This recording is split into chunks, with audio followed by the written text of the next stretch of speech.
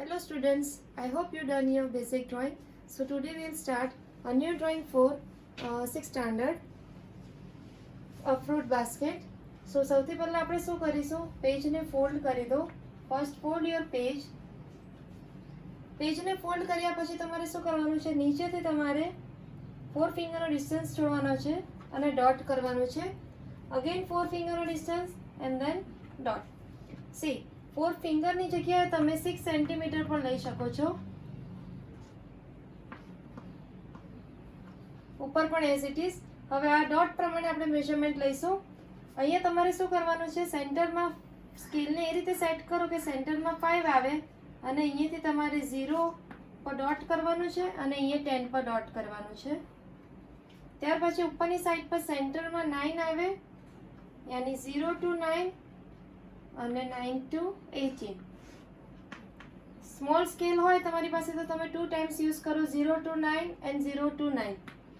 હવે આની ઉપર તમારે શું કરીશું, પહેલાં તો સ્લાન્ટિંગ લાઈન નોર્મલી આપણે સ્કેલથી જોઈન્ટ કરી દેવાની છે. લાઈન ડ્રો કર્યા પછી તમારે એકદમ લાઇટ કર્વ આપવાનો છે. જેને કર્વ કરતા નહીં આવડે એ લોકો સ્લાન્ટિંગ લાઈન કરશે તો પણ ચાલશે.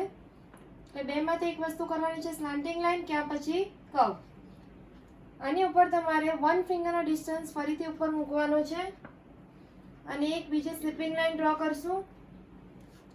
એ લાઈનને થોડી બહારથી આપણે ડ્રો કરવાની છે અને અહીંયાથી સી શેપ અને ડી શેપમાં એને કમ્પ્લીટ કરશું. નેક્સ્ટ આની ઉપર આપણે ફ્રૂટ્સ બનાવવાના છે, એના માટે તમારે ઉપર 4 ફિંગરનો ડિસ્ટન્સ આ રીતે મૂકવાનું છે. ત્યાર પછી 2 ફિંગરનો ડિસ્ટન્સ અહીંયા કરીશું. અગેન 2 ફિંગરનો ડિસ્ટન્સ. અહીંયા તમારે 2 હાફ કર્વ કરવાના છે. આ બંને ડોટને જોઈન્ટ કરીને 2 હાફ કર્વ થશે અને આ બંનેને આ રીતે જોઈન્ટ કરી દો. ત્યાર પછી અહીંયા તમારે અગેન 4 ફિંગરનો ડિસ્ટન્સ અને એક ડોટ કરવાનું છે. અહીંયાથી આ રીતે હાફ કર્વ કરો અને અહીંયા મેંગો બનાવીશું. જોઈ લેજો કઈ રીતે બનશે મેંગો. આ રીતે ટર્ન થશે. મેંગો બનાવવા માટે એક બીજી મેથડ પણ છે. પહેલાં તો નોર્મલી એક સર્કલ બનાવી દો. સર્કલ તો બધાને બનાવતા આવડતા જ હશે, સી અને ડી શેપમાં. સર્કલ બની ગયા પછી શું કરવાનું છે, ખાલી આગળથી આ રીતે ટર્ન આપી દેવાનું છે. એટલે તમારી મેંગો થઈ ગઈ. એક્સ્ટ્રા પાર્ટ જે હોય એને ઇરેઝ કરી દો. ત્યાર પછી નેક્સ્ટ તમારે કરવાનું છે ઓરેન્જ. અહીંયાથી બનાવો સી અને અહીંયાથી હાફ જ ઓરેન્જ કરવાનું છે. આ હાફ પાર્ટ બાસ્કેટની અંદર છે એટલા માટે. અહીંયાથી તમે આ રીતે કર્વ કરી શકો છો.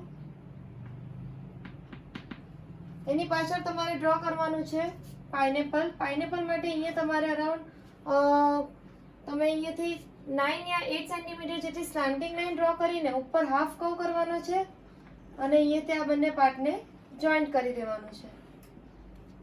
અને ઉપર તમારે લીવ્સ કરવાના છે. આ રીતે એક કર્વ કર્યું, અહીંયાથી એક સેટ સ્માઇલી ડ્રો કરી, એ બંનેને અહીંયા જોઈન્ટ કરી દો.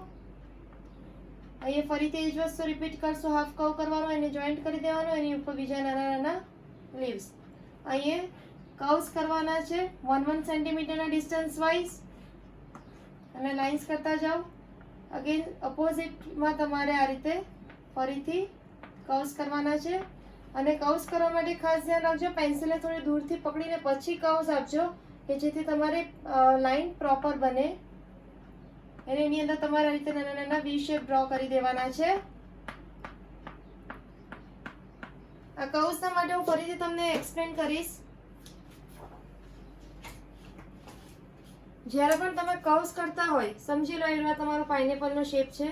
હવે અહીંયા મારે કર્વ્સ કરવા છે તો પેન્સિલને નજીકથી પકડીને કર્વ્સ નથી કરવાનો. આપણે પેન્સિલને તમારે થોડી દૂરથી પકડવાની છે અને પછી આ રીતે કર્વ્સ કરતા જવાનું છે.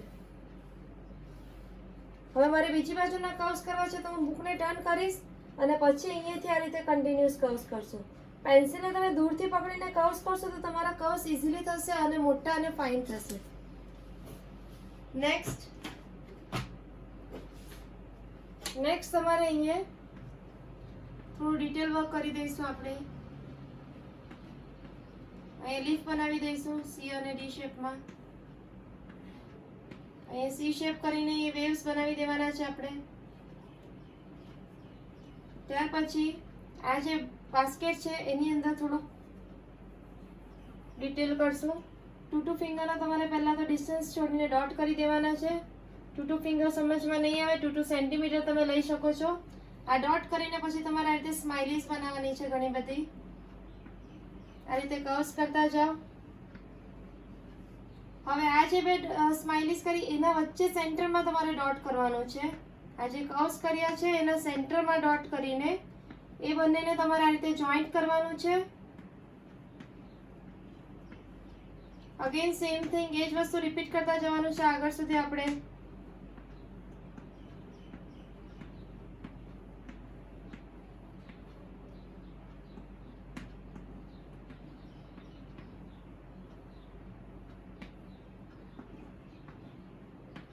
ડોટ કર્યા વગર કર્વ નહીં કરતા. ડોટ કરશો તો તમારા કર્વ વધારે સારા બનશે, પરફેક્ટ બનશે તમારા કર્વ્સ. નેક્સ્ટ, નીચે થોડું સપોર્ટ માટે આપણે બીજી એક સ્લાન્ટિંગ લાઈન કરી દઈશું બંને બાજુ 1 સેન્ટીમીટરની. અહીં 1 ફિંગરનો ડિસ્ટન્સ રહેશે અને અહીંયા આને જોઈન્ટ કરી દો. અને પાછળ થોડું બેકગ્રાઉન્ડ માટે અહીંયા એક સ્લીપિંગ લાઈન ડ્રો કરી દઈશું બાસ્કેટના સેન્ટરમાંથી. સો આ થયું તમારું આજનું લેસન. અને વિડીયોને સબસ્ક્રાઈબ કરવાનું અને બેલ આઇકોન પર ક્લિક કરવાનું ભૂલતા નહીં કે જેથી તમે ન્યૂ વિડીયો જો તો તમને મેસેજ નોટિફિકેશન મળતી રહે. Thank you for watching.